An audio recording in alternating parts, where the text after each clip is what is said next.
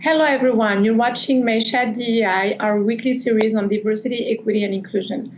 I'm Nessa Alawi, the founder and CEO of Join Mayshad, the New York-based company that empowers women on a daily basis. I'm here today with Jan Mercer-Dam, our VP of US Development, and Fatema Hamdani, as well as Grace Vandecruze. Hi, Neza. Hi, everyone. So I'm thrilled and honored to have you join us today. As Neza said, join Mayshad. Thank you, everyone, for joining us, Neza. Let's start. Yes. Today, we are with trailblazers in wealth management, aerospace, and technology. We will be discussing how we can create safe spaces for everyone and not get bogged down in the hustle culture, and how we can, as entrepreneurs, get investors on board with the triple bottom line, doing better in our world. Our speakers today are Fatema. Fatema Hamdani is the co-founder and CEO of KH Aerospace, unlocking unnamed aerial systems to augment and save lives, applied in everything from disaster relief and anti-poaching operations to military intelligence and reconnaissance. Fatema also serves as an advisor to Domino One. Her foundation, Dragonfly United, promises to fly our technology to higher heights for people and the planet. Fatema is a public speaker and mentor. She was profiled in Tech Investors Nisa Amal's new book, WTF Women Tech Founders on the Rise, and she was named as a Mobile Women to Watch. Our second speaker is Grace. Grace Vandecruze is a CPA and financial advisor with over 20 years on Wall Street, advising on transactions totaling in excess of $5 billion. She is the founder and managing director of Grace Global Capital LLC. She is a board member of M Financial Group, serves on the Wharton Graduate Executive Board, and has been named 2019 Women to Watch, 2018 Directors to Watch, and Corporate Women of the Year.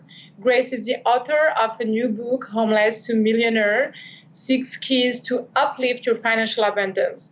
Hello to both of you. It's such an honor to have you here today. Such an inspiring path. And my first question to both of you is, can you tell us a little bit on what led you to this path? Grace? Okay, so thank you for the introduction. It's a pleasure to be here. I'm always excited to be with trailblazing women and women who are committed to empowering women. So there is a Nigerian proverb that I love, and it says, wherever the stream flows, it never forgets its source. And my source in my life is my late grandmother, who always told me, believe beyond your limits. So she had 9 children and adopted 5 young sisters who lost their moms. So I'm one of 52 grandchildren. But as I sit amongst you today, I can assure you that I was her favorite. And so believing beyond your limits has really propelled me as I climb mountains, both figuratively and literatively. And so in terms of what really propels me is there's so many circumstances and trials that I've had in my life that has really shaped me. And we'll talk about that, but part of being honest. But I sit here today, I'm passionate about my values of lifting other women and my values of really bringing that passion to the boardroom, bringing that passion to all my clients, and really talking about this very, very important issue. Thank you, Grace. Such an inspiring path. And yes, when you believe you can, you definitely can. Fatema, can you please tell us about what took you in this path and what propelled you to be the woman that you are today? Thank you, Naza, and thank you, Jan, first. And it's amazing being here with Grace on this conversation.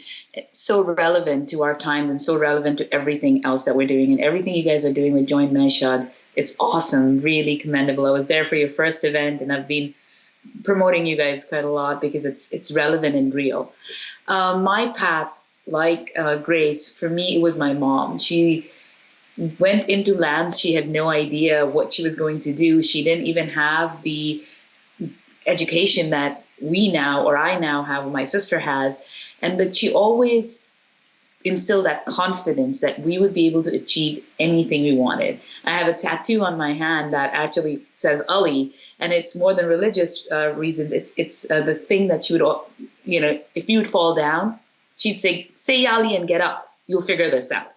And that has been such an inspiration for me throughout everything I've done. I've always sat at the junction of solving business problems with technology.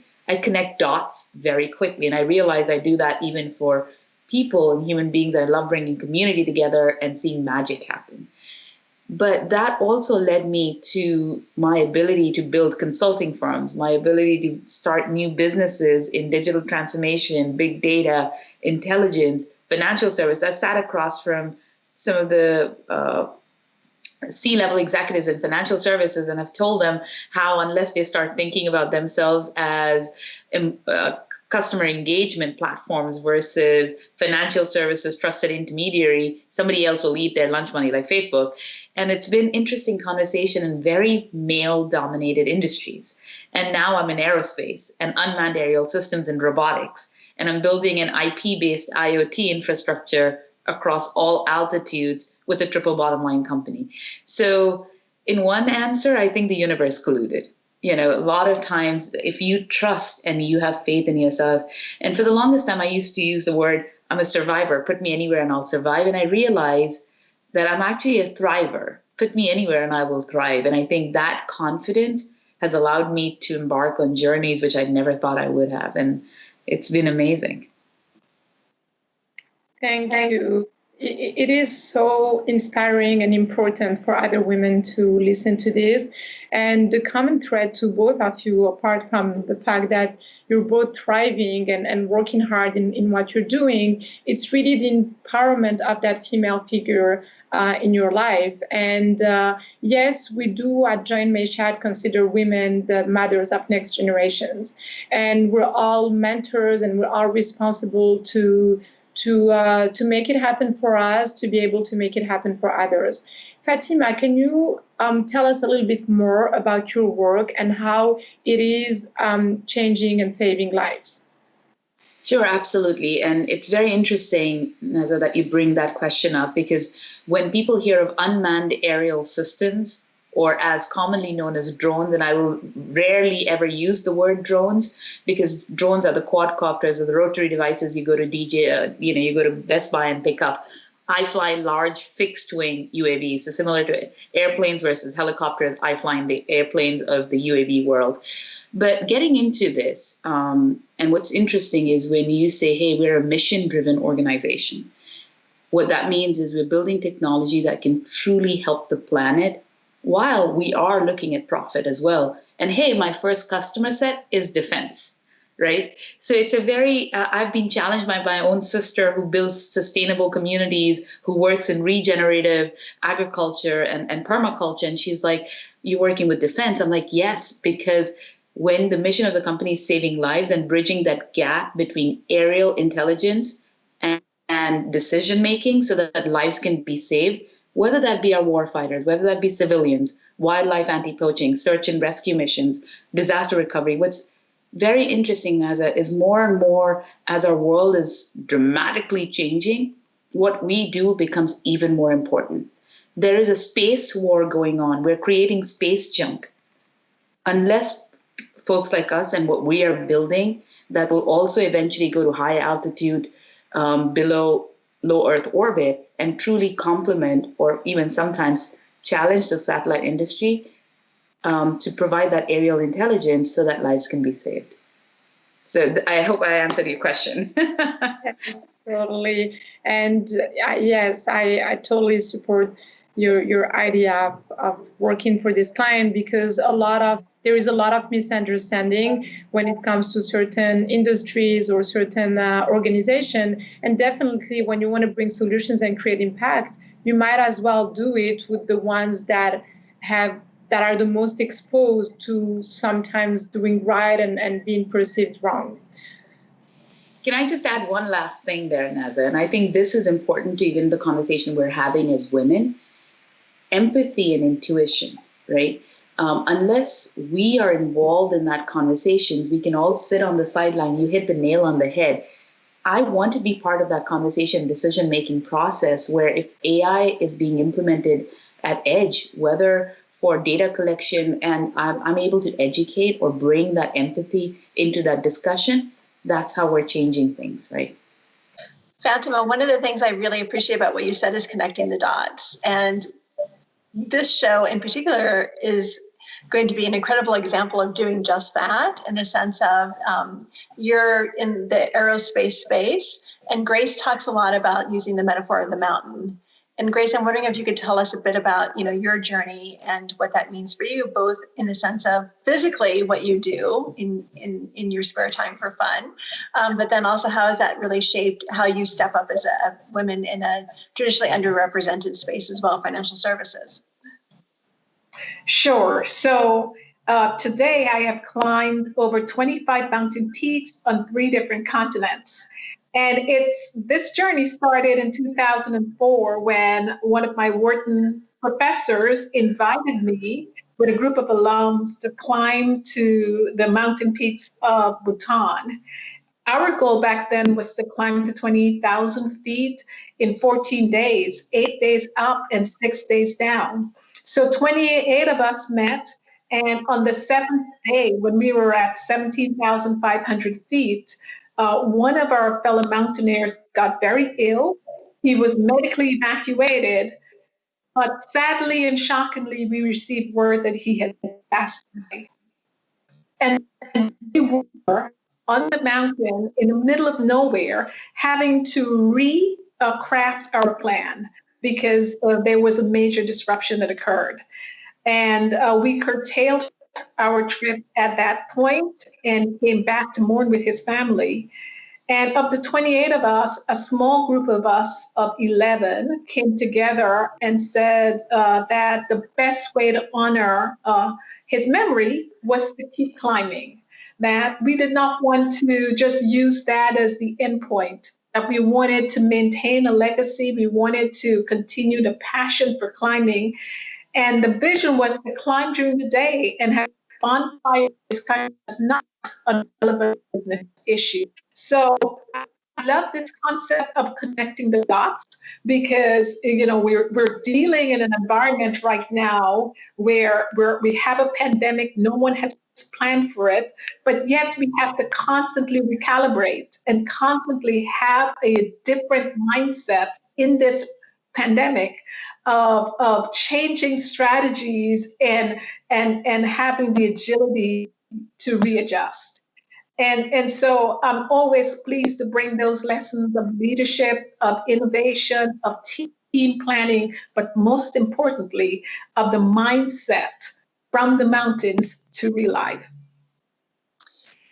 Thank you, Grace. That's so inspirational and wow, that's incredible. And are you doing a lot of mountain climbing right now during this period of time as well? Figuratively, yes, because I advise companies as they look at the pandemic and having to readjust their strategies, having to say this crisis may very well be an opportunity for us to look at how we deal with businesses differently. And what I love about what Fatema brings to the conversation is her level of ingenuity and innovation of really looking at situations differently to see how we could advance our connections with clients.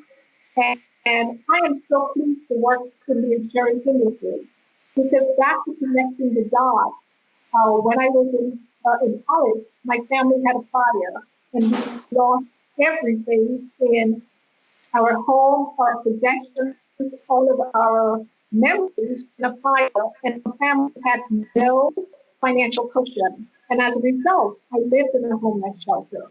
And I completed my undergraduate degree from a New York City homeless shelter. And it's the tenacity and the values that my grandmother had instilled in me that my goals had nothing to do with my circumstances, and I should never let circumstances limit the vision that I have for myself. That my vision was bigger than me, bigger than my circumstances, and bigger than my limits. And I think every time we go to work and we talk with our clients and we look at the circumstances and limitation, we have to look at that the box, outside of the bigger, look at the bigger picture, really bring solutions to the table that's really beyond any limits that's being presented. No, and sorry, I couldn't completely agree with what you're saying, Grace, in that, when you're raising capital, I'll bring the example of that, especially when you're in aerospace and you're in industries where my business partner and I had decided that we'd go and raise capital after we were revenue positive, after we had validated and I had a platform in production, which in itself we bootstrapped, right? And I don't, everything I've done is self-made. So it literally is. But that aspect of pivot and agility, I can't emphasize enough. And that's where even when unknowns or disruptions happen and the amount of time you have to go back and pivot is important, but what kind of keeps you grounded is the purpose. I'm a firm believer that when you have a really solid purpose, that allows you to wake up every morning, recharge, regardless of how many times you've gotten a no, regardless of the challenges, you will work around it. You will figure it out, and your team will figure it out, right? And that's key, I think, as well there. It's interesting. We use these terms a lot lately around disruption and pivoting and reinvention and re-engineering. But right now, we're disrupting everything, right? Like everything that we touch personally and professionally, whether it's for our families, for our communities, for the world, and the sense of how we think about sustainability or just even how we work is really, truly being disrupted.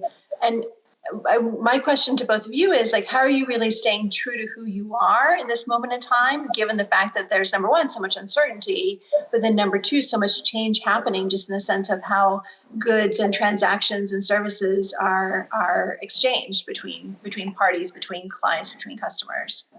But Jen, that is, of course, we're seeing a different type of disruption now. and I'm going to completely date myself as soon as I see this, I was at the tail end of the dot-com bubble bursting when I started my consulting firm. And then 9/11 happened. And two of my biggest customers, Cantor Fitzgerald and Marsh McLennan, were impacted the most by the airplanes going into their floors. And we dwindled down to 5 people and then had to build up from 250. But it's curveballs. And as humans, what's very interesting is how quickly we can adapt if we allow ourselves to.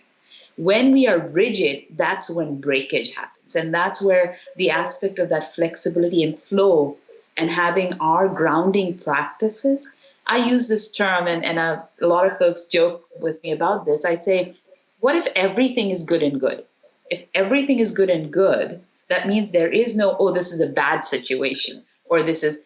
How do you approach something which might not seem in alignment with what you want to create? And that's why it's taking you off path. But what if that going off path is exactly what you need to reinvent yourself? And I know sometimes it's easier to come from that when you're sitting from a place of, hey, I have a comfortable home right now. I can feed myself. My parents are healthy.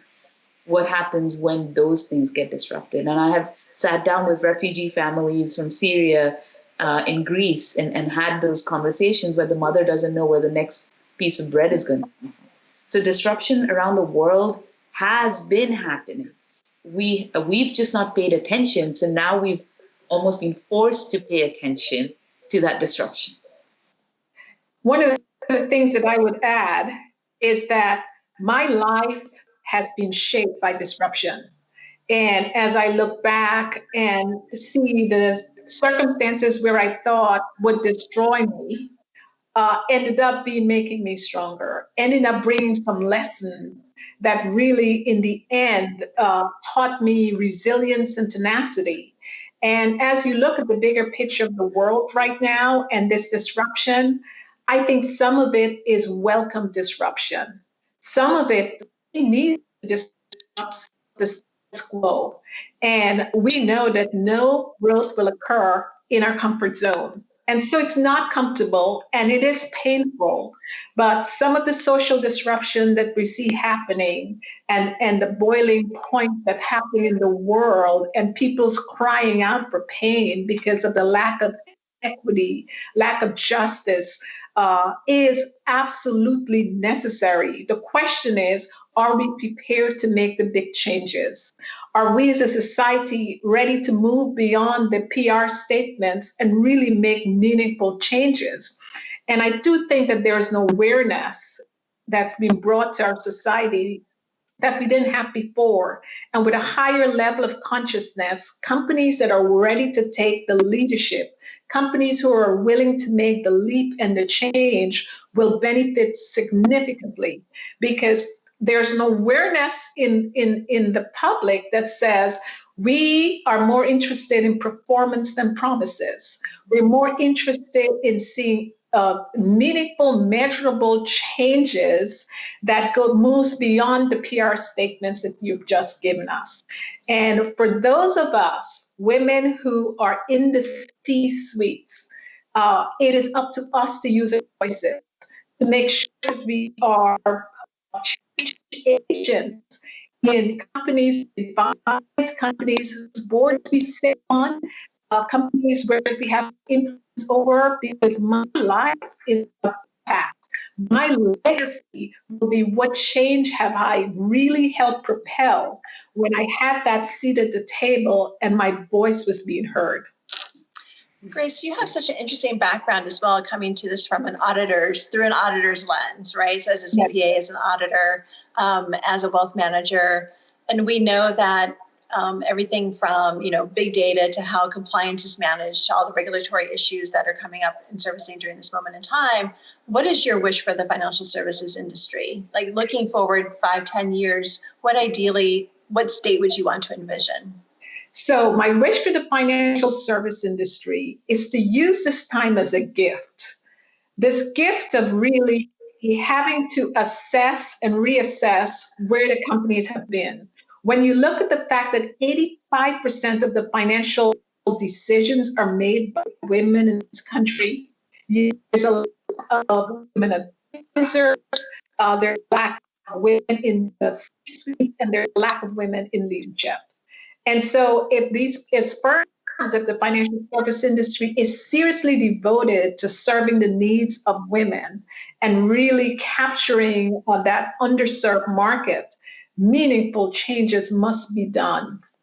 And study after study shows that women are ideal financial advisors. We are ideal leaders. Why? Because we're more empathetic.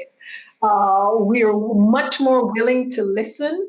We are conscious about and have the compassion of our customers and clients. Women are able to be much more agile in their leadership. They're willing to broaden the table to bring a diverse set of voices, which also enhances innovation. So with all those talents sitting untapped, this is the time for us to really utilize those talents. And I also think that the financial services industry has a golden moment to address the social inequalities in society, because we have an economic interest to make sure that the human capital is being fully tapped and served in this country and worldwide. So this offers us an opportunity to really step up to make sure that meaningful changes are happening within our firm and in the society as a whole. Wanted to also clarify that my goal in the financial service industry is advising emerging institutions. And so it's a unique perspective of companies looking to grow inorganically, looking to acquire companies and broaden their services and products. And one of the reasons I'm so passionate about financial services is having lived through a fire with my family, having not have a financial cushion. I'm just not an advisor to the insurance and financial service industry, but I'm an advocate for financial wellness. I'm an advocate for having insurance because I believe in families staying together, safe and healthy. And actually, Jen, one aspect of this that, Grace, you kind of touched on financial, because financial services used to be my world, and I've actually advised globally. I'll just add a little color there. I'll just add a little color there to the underserved that you said, right? One aspect of it is women financial advisor. The other aspect is the underbanked. And women and children are majority of that are underbanked globally. So that opportunity for financial services, if they can pivot right now and create processes that allow them to, whether that be a refugee spending 17 and a half years in a refugee camp where they don't have an identity. If you don't have an identity, you don't have a trust score with a bank, you're not credit worthy. And that whole mindset has to change. Micro lending never extended beyond a certain realm. With mobile, with how we are pivoting from a process perspective, if we can truly think of how are we supporting that woman farmer who has her child on her back and does not have the time to actually go out and create a bank account, or will be able to create a bank account. And that is where I think a lot of this conversation also has to go from a global perspective, not just within our economy, so to speak. You talked about disruption and the necessity of disruption and how, we don't even have a choice now. And I think that it can be a positive time for people who are used to thrive in disruption. But it's also a lesson to all the leaders that are rigid and that just want to lead those big companies without letting the change happen when there is a societal change that has been happening and clear, and also consumers change. So what do you think, as both of you have been working for all of those big corporations, what is it that makes them stop serving society, the benefits of society, the benefits of all the societal change that needs to happen when it comes to gender equity, race equality? Is it fear? Is it greediness? Is it just being stubborn and thinking that they can still rule the world like this? I think it is the micro view that they have. What's very interesting, and I was at Davos at World Economic Forum earlier with the UN's sustainability goals, and we didn't even know what we were going to be entering, right? This was in February and March. The whole world changed, right? But one of the things that was very interesting is if you take a look at Unilever and Paul and what he did, it is a perfectly fine example. There was no disruption that was needed, but he took a stand and he said, I'm going to do this differently. CPG world is one of the hardest world where when you look at equality, when you want, it is women who they're selling to, but they have to project a certain image of a woman in order to get them to look certain way, be certain way to sell their products. But how, and what's interesting is there's I think $245 trillion associated with sustainability, with doing the right thing. So it's not just about, hey, we're going to hit we're going to take a hit to our profits. You're actually going to be flourishing. You're going to be able to attract talent. There is just so much advocacy around what needs to be done, and precedents. It has been done before. You just have to look. You just have to broaden your view and take a stand that you want to do it. And then there is money around it, talent around it, and I think it starts with your wanting to do it. I wholeheartedly agree with that. I will echo Jack Welch saying that said, when the change on the outside is faster than the change on the inside, the end is near. And we should never underestimate how the status quo is so ingrained in organizations and boards. One of the hardest things to do is change. And so Unilever is a great example, because when you look at the statement that Ben and Jerry made, they made a statement that really captured the market. It was a disruptive statement. It wasn't a platitude touching around the surface, but they got to the core of white supremacy. They got to the core of social unrest, of social inequality, and why change needs to happen and what they're doing to propel that change. So I do think that corporations and leaders tend to bubble. And I do think this disruption is indeed a wake-up call for those boards that are ready to change, those corporations that are ready to change, because they will see their falter if they don't. In essence, they will air the very customers that they're willing to serve when people are very focused on the mission of the organization and does it align with my values. So I am pleased to work every single day where I'm aligning my values with my mission, and I'm working with companies that are in that alignment as well. It's interesting. Sorry, go ahead, Jan. I think it's interesting also because when you look at ESG mutual funds right now, ESG funds, and how so many of them have been outperforming the S&P 500, but have been doing so for almost 10 years now, right? But I think that there's something about this unique moment in time, too, that's drawing more attention to social impact investing and all things related to ESG. Related themes, and wondering, from both of your perspectives, Grace, you're in financial services, and Fatema, you were in the past. How is this really shaping? At what moment in time is there a tipping point that something that we know has been true for a very long time actually comes to fruition and comes to reality? I think we're on the tipping point. You look at ESG. I would focus on the social impact that people are focused on. Take the term "I can't breathe." This term "I can't breathe" just didn't happen with the 8 minutes and 46 seconds of George Floyd's life. For years, the African American community have been saying, "I can't breathe," not only because of the unarmed police shootings, but in every aspect of society where, the resources are being untapped, talent have been forced to leave organizations, and the community is in a boiling point of "I can't breathe."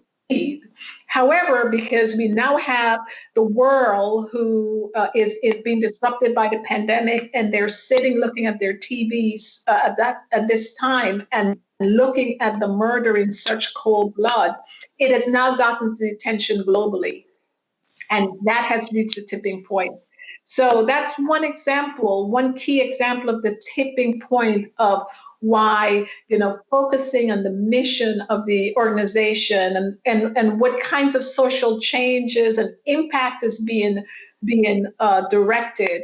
And investors are saying, "I want to put my money where my values are being cherished, where corporations are really utilizing funds to make meaningful changes." And what I'll add there, Jan, and it's very interesting that you brought up the aspect of "I can't breathe," right? If you look at the pandemic, and if you look at what it's leading to, one of the symptoms is physically folks haven't been able to breathe. And what's interesting is I'm extremely empathetic. I feel everybody's pain. I feel animals' pain. And that, I think, is one of my superpowers, because I can feel another's pain and be able to sit with it. When I left New York and came here, there was an aspect where I was doing breath work, meditation, and it was such a strong feeling of I couldn't breathe. I actually couldn't breathe. And this is a moment, actually, whenever a breakdown happens, that's when breakthroughs happen. And we are in breakdown as a global planet, right? We are in breakdown. And the breakthroughs that are happening is our ability to feel another's pain, our ability to empathize and truly bring that out. When you look at investors and when you look at innovators like ourselves, like my founders, I don't want to take money from somebody who will not align with our values. And because I know where I'm taking this, if I want to democratize or decentralize satellite data, if somebody first doesn't have that vision and secondly knows that I want to do that as a triple bottom line company because planet and climate change monitoring is equally important, it's not going to work for me. Simultaneously, I'm working in AI and robotics. If I want to attract talent, if they will move from Googles and the Facebooks of the world to work for a startup, it will be because we are value driven. My entire company, when we are sitting on our Zimbabwe wildlife anti-poaching project, everybody wants to know what's happening on the project. Everybody's enthusiastic and they'll do that extra work that's needed, right? And that is where I think all of this adds up. And last point that I'll make here is the whole disparate islands that everybody's been sitting on. Hey, we will invest regularly and then we'll have this little fund that'll do social investing so that I can sleep at night is not going to work. You have disparate islands thinking disparate things. You have to bring it together. You really, it's not about whether this amount of 20% is going towards social investing and regular is going towards my regular IRR, calculations, and how it has to come together. And that is what is going to, I think, change drastically in the future. One thing to watch is that we are in such an environment where there's awakening that there is this intolerance for the continued toxic alpha male culture, that there's this top-down approach of this autocratic, I can't breathe, pushing down these decisions to the rest of us. And I think what we'll see that women are going to say, I'm going to invest in other women's business.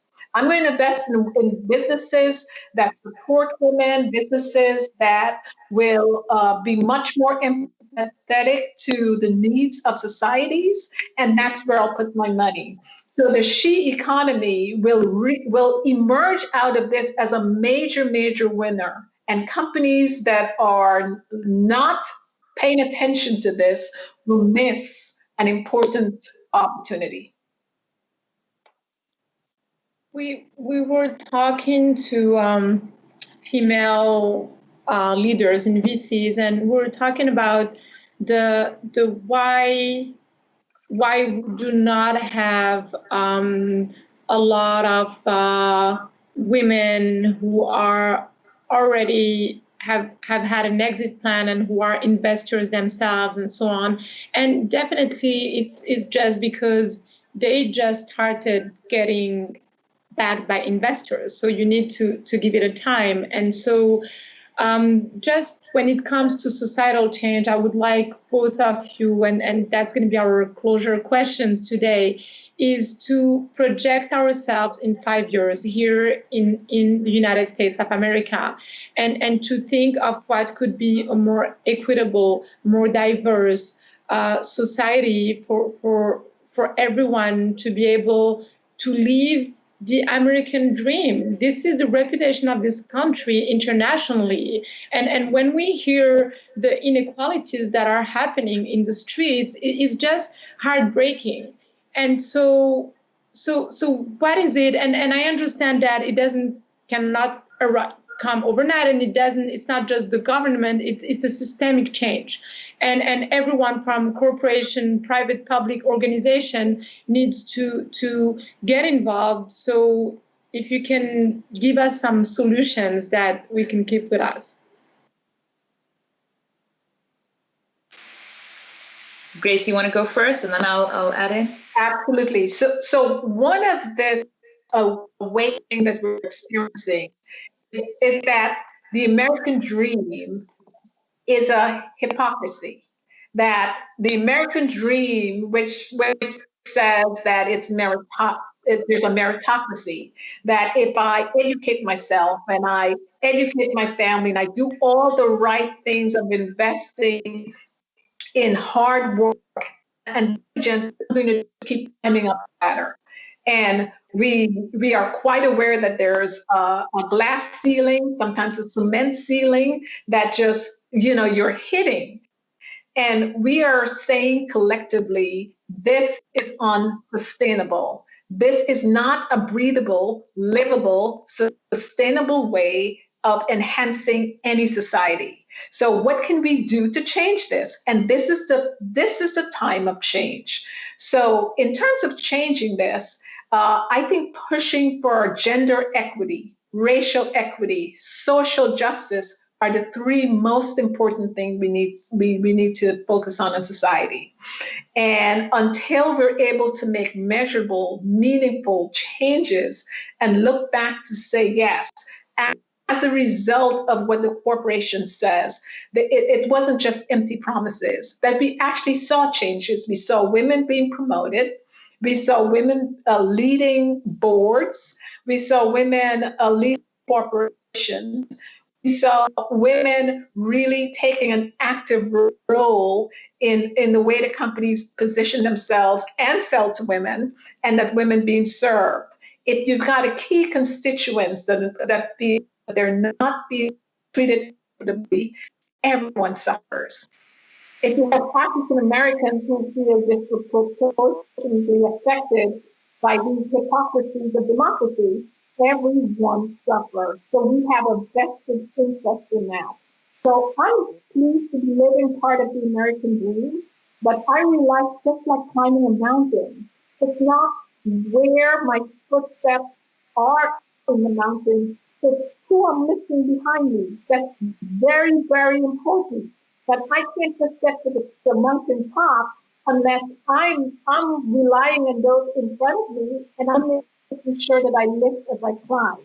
And we have to have a society with the concept of lifting as we climb, because we are climbing a mountain, and this is a difficult journey. And we all have to feel that we have a vested interest in this. And this is the golden moment for corporations to take that leadership. And how I'll address it will be a different angle of this. I'm actually a true immigrant, right? I moved 20 years ago. I grew up in Dubai. I thought I was Indian, and I went to India, and I realized I needed to find a home, right? And my home was New York. That was the first time I ever felt a sense of belonging. But I had to create everything from scratch. And today, I've been a founder. I've built businesses before. So for me, I definitely am working in Wall Street, right? I've worked in Wall Street, now in aerospace. So yes, the ceiling has existed, but I've also not noticed it. And simultaneously, I've had others who've helped me. And what you said, Grace, me wanting to pull others in. But I'll also take another perspective here. While the US and our economy is important, I think where we have to change is integrate back into a global way of thinking. Today, one of my friends who is a CEO and founder of a virtual conference company called Conf, each of their developers is an Egyptian woman, a STEM person in Egypt. And they're using Egyptian developers and helping an economy come up. When I'm looking at Puerto Rico and I want to be able to get some of the tax benefits there, but I'm like, how am I contributing to that economy? They want to stop their brain drain happening. And if I can hire their engineers there and give them work which is challenging and promoting them, that's how global change happens. And truly, we cannot think in our silos. We cannot think about just how are we going to salvage our economy unless we look at it at a global perspective, unless we say, hey, we are one planet. How do we conserve our environments? How do we conserve our life force around the world and bring it together? And women are a key integral part of that life force globally, right? And I think that is where we really need to change as well from how we've been operating and how we need to be operating in the future. Thank you both. Jan, any conclusive word from you? This has been incredible. One of the things I think we're also thinking about this moment in time is, companies tend to be very externally facing in the sense of selling products and services to clients, to communities, ensuring that their reputation is exceptional and putting a lot of effort toward that. But this is also a moment in time of deep inward reflection. And at Mayshad internally and with our ecosystem, we talk about now all using this moment in time to really step back and look inward within ourselves to ensure that we're aligning ourselves with our true core values and that we're creating sustainable businesses going forward that really embody who we want to be and giving back and contributing to a better world. And this is also a moment in time that I think, and would love to get your perspectives on this too, is that companies are also using this moment in time to really think about who they want to have as a part of their team members, right? Who do they want to hire? Like really, truly, what are their hiring practices and recruiting and onboarding to retention and succession planning. I think that this is a moment in time where companies are also doing that inward-looking approach to really think through how can we do it better and how can we really bring to mind the human spirit in the sense of how we work together as a team. And are you finding that in the work that you're doing as well right now? I think I'll take that, especially because I'm hiring constantly. I actually ended up hiring during COVID. So we hire veterans, we retrain, retool veterans as well. And so for me, I knew that I'm probably right now the least paying employee of my company. But, being able to continuously hire the right kind of talent, not just, again, from all walks of life. And how do you provide one of the things as I am building a legacy around some of this? And that's why when an investor asked me, what's your exit plan? I'm like, you probably are not the right investor for me. But it's about building a platform where you can allow folks to truly come and find their purpose, because that leads to joy and passion. And that is so important. That is what keeps us going, that joy. And folks talk about flow but how do you attain flow at a consciousness level and are in your flow constantly, not just spurts of flow? And that can only happen once you align yourself with your purpose. And that goes then further with aligning yourself with the purpose of the organization that you're working with and identifying. And as leaders or founders, I think that's one of my most critical jobs, to find the right kind of talent, make sure there's alignment in purpose, and that we're pushing the ship in the same direction. I firmly believe that purpose is one of the key cornerstones of hiring and making sure that leadership and employees align with the values of the organization. But one of the aspects that I would say is, as we work ourselves through this pandemic, and I do think that we're going to survive and thrive in a post-pandemic world. But one of the aspects that I look at is our ability to crisis manage. Because today it's COVID-19, and we'll get through this and thrive, but there will be other crises that we'll have to continuously deal with. And how can we as an organization build the kind of resiliency, the agility, be so in tune to our customers and employees that we keep everyone engaged during crises. And so I think crisis management is a critical skill that will have to be developed over time for future leaders to really thrive in a continuous crisis world. Thank you, everyone. We're finishing today's inspiring session, and thank you both for joining us today. Thank you, Jan, for co-hosting with me all the time. And we're very passionate about this series of diversity, equity, and inclusion. And it is really at the heart of what we advocate for and thrive for at Giant Mayshad. You're welcome. It's a pleasure to be here, and it's very inspiring. And to do this, I'm very honored. Same here, Grace. It was an amazing. This is perfect. Thank you, Neza. Thank you, Jan. This has been amazing. Really amazing. Great work that you guys are doing. Thank you. Thank you so much, Grace. Thank you, Fatema. Thank you, Neza. And please, everyone, make sure to visit us at joinmayshad.com.